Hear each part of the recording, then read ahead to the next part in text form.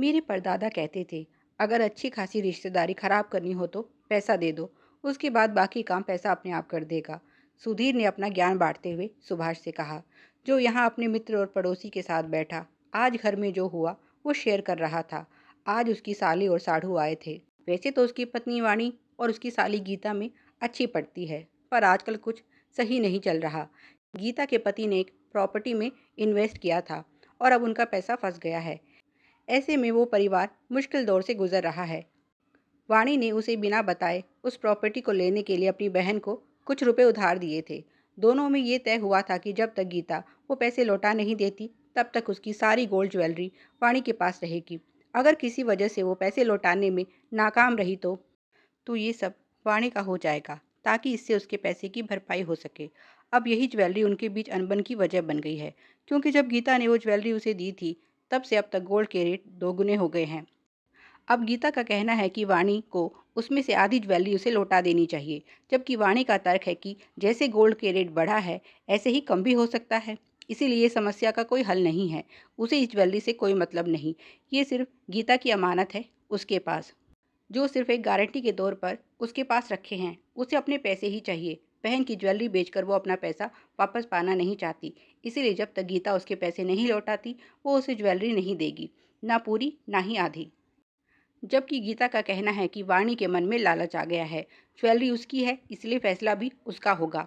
अब वो चाहे तो इसे बेचे या रखे। वाणी कौन होती है उसे बताने वाली कि उसे क्या करना चाहिए, क्या नहीं। उसका परिवार मुश्किल में है और उसे जो बन पड़ेगा वो करेगी अपने परिवार को इस मुश्किल से निकालने में। कल भी गीता घर आई थी तो इसी बात पर दोनों बहनों में बड़ा झगड़ा हुआ। उसने वाणी से कहा भी कि उसे अपने घर में कोई लड़ाई नहीं चाहिए, इसलिए गीता को उसके गहने देकर ये बात रफा दफा करो। वैसे भी गलती उसकी है। उसे बिना उसे विचार विमर्श करे ऐसे किसी को भी पैसे नहीं देने चाहिए थे, चाहे वो उसकी बहन ही क्यों ना हो। वाणी का कहना है कि उससे गलती हुई, उसे इस पचड़े में पड़ना ही नहीं चाहिए था, लेकिन उस समय वो कमज़ोर पड़ गई और बहन की बातों में आ गई। उसके इस फैसले से उसके मन का चैन तो गया ही, दो बहनों के बीच का अच्छा रिश्ता भी खराब हो गया। सुभाष उसे समझाते हैं कि जो हुआ सो हुआ, अब बात को और खींचने से क्या लाभ। इस तरह तुम्हारी बहन यहाँ आकर हंगामा करती है तो इसका बुरा असर परिवार से लेकर पड़ोस तक होता है। ऐसे में अच्छा यही होगा कि ये गहने तुम वापस कर दो और मामले को ठंडे बस्ते में डालो। उसे इनका जो करना होगा कर लेगी। आखिर वाणी को ही झुकना पड़ा। उसने सुभाष के सामने ही वो गहने गीता को लौटाए थे। पर अब नया बवाल ये हो गया कि गीता वाणी पर इल्ज़ाम लगा रही है कि उसने उसका एक कंगन नहीं लौटाया और जब तक वो उसे कंगन नहीं देगी, वो भी उसे पैसे नहीं लौटाएगी। जबकि वाणी का कहना है कि उसने कोई कंगन नहीं लिया। अब तो गहने भी हाथ से गए और पैसे भी मिलते नजर नहीं आ रहे थे। इस बात पर घर में इतना कलेश रहने लगा है कि क्या बताऊं। तू ही कुछ रास्ता बता। समझ नहीं आ रहा कि गीता के मन में लालच आ गया है या कहीं कोई गलतफहमी हुई है। वाणी ऐसे क्यों करेगी? उसे अपने पैसे वापस चाहिए थे, इसीलिए तो उसने मेरी बात मानकर गीता के गहने लौटाए थे। फिर भी वो पैसे देने से मना कर रही है। सुधीर बोला, ये तो पक्का है कि इस लेन देन की कोई लिखा पढ़ी नहीं है। सुभाष बोला, ये तो सही कहा तुमने। सुधीर बोला, ऐसे में पैसे निकालना तो बड़ा मुश्किल है दोस्त। तेरी साली बहाने बनाकर जानबूझकर ये मामला उलझा रही है। असल में उसकी नीयत ये पैसे लौटाने की कभी थी ही नहीं। उसने तो बस बहन के विश्वास का फ़ायदा उठाया। सुभाष बोला, तू इतने यकीन से ये कैसे कह रहा है? सुधीर बोला, मैंने पता किया है उस प्रॉपर्टी के बारे में जो तूने बताई थी। वो तो एक शानदार इन्वेस्टमेंट है। या तो तेरी साली ने कहीं और पैसा लगाया था या फिर वो झूठ बोल रही है।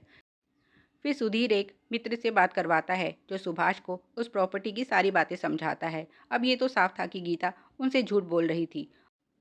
उसने घर जाकर सारी बातें वाणी को बताई तो उसे बड़ा दुख हुआ। उसने ये सब बातें अपने दोनों भाइयों को बताकर मदद मांगी तो वे राजी हो गए। दोनों बहनों को बुलाकर बड़े भाई ने साफ बात पूछी।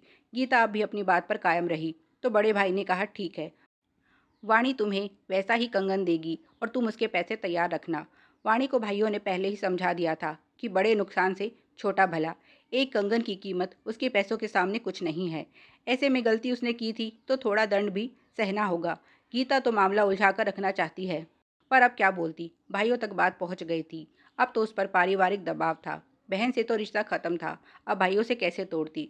उनकी बात मानने में ही उसकी भलाई थी। इस तरह उन दोनों का झगड़ा खत्म तो हो गया, पर अब दोनों बहनों के बीच कोई रिश्ता नहीं रहा। गीता मन में तो जानती थी कि उसने बहन के विश्वास का अनुचित लाभ उठाया, पर इस बात को स्वीकार नहीं कर सकती थी। ये सच था कि ना तो वाणी ने उसका कोई कंगन लिया था और ना ही उसे कोई घाटा हुआ था। ये सारा जाल उसके पति का बुना हुआ था। इसके पीछे कारण बस इतना सा था कि बहनों के बीच बचपन की आपसी ईर्ष्या अब विशाल वृक्ष बन गई थी। जहाँ वाणी की शादी एक समृद्ध परिवार में हुई थी, वहीं गीता को वो सब ना मिला जो वाणी के पास था। बस इसी जलन ने ये सब करवाया। गीता को लगता कि वाणी के पास इतना सब है, ऐसे में अगर वो कुछ उसे दे देगी तो उसे क्या अंतर पड़ेगा। पर वो भूल गई थी कि किस्मत से ज़्यादा और समय से पहले किसी को नहीं मिलता, कम से कम ऐसे बेईमानी से तो कभी नहीं मिलता। वाणी को कुछ 3 साल बाद पता चला कि वो प्रॉपर्टी गीता ने बेटे को विदेश भेजने के लिए बेच दी, पर उसका सारा पैसा डूब गया और बेटा भी वहाँ फंस गया। आज एक बार फिर वो वाणी के दरवाजे पर मदद की आस के लिए खड़ी थी, क्योंकि उसकी बेटी और दामाद उसी देश में रहते थे। इस बार फैसला वाणी के हाथ में नहीं, उसकी बेटी के हाथ में था। लेकिन उसने इस पचड़े में पड़ने से साफ इनकार कर दिया, क्योंकि माँ को भलाई का जो सिला इन लोगों से मिला था, वो उसे आज भी याद था। गीता को विश्वासघात की सज़ा मिल चुकी थी। इसी तरह की और भी मज़ेदार कहानियाँ पढ़ने के लिए तेरी मेरी कहानियों को सब्सक्राइब करें। कहानी अच्छी लगी हो तो लाइक और शेयर करें। धन्यवाद।